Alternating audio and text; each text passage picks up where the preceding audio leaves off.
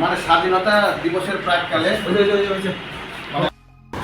হ্যাঁ, আসলে গতকালকে যে ঘটনাটা ঘটেছে এর আগেও 7-8 বার চোরের দল স্কুলে হানা দিয়েছে এবং তারা বেশিরভাগই আসলে নেশার সাথে তারা যুক্ত।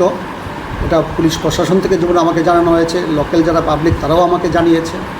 আমার কাছেও এরকম কিছু বিভিন্ন সার্কেল থেকে বার্তা এসছে।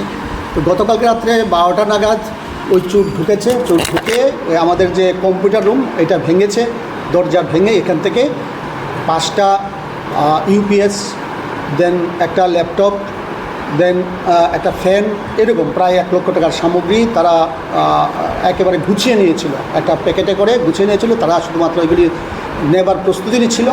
এই মুহূর্তেই আমাদের রামনগর পুলিশ স্টেশন থেকে যারা এইভাবে পেট্রোলিংয়ে ছিলেন তারা যেই হানা দিয়েছেন স্কুলের ভেতর, তারা এগুলি ফেলে চলে গেছে।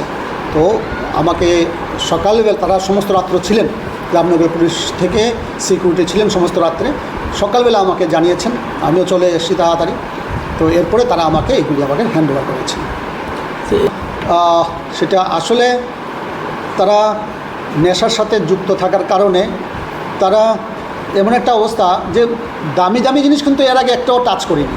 গতকালকেই প্রথম যে ওই ইউপিএসগুলিতে হাত দিয়েছে কিংবা একটা কম্পিউটারে হাত দিয়েছে। এর আগে পর্যন্ত জানালা ভেঙেছে, জানালার গ্লাসগুলি রেখে কোনো কোনো জায়গাতে গ্লাস রেখেছে, শুধুমাত্র সাইডের যে অ্যালুমিনিয়ামের যে স্ট্রাকচারটা এটা নিয়ে গেছে। এলাকার যিনি বিধায়ক আছেন ওনারা কি জানানো হয়েছে? হ্যাঁ, জানিয়েছি। এলাকার বিধায়ক স্যার যথেষ্ট এই ব্যাপারে সচেতন আছেন এবং প্রতি মুহূর্তে খবর নিচ্ছেন এবং আশপাশের মানুষকেও সচেতন করার চেষ্টা করেছেন। অনেকে এসে এলাকারই অনেকে ওনার পরামর্শ পেয়েই লোকাল যারা আছেন কিছু কেউ এসে আমার কাছ থেকে জেনে গেছেন এবং তারাও সজাগ আছেন। এর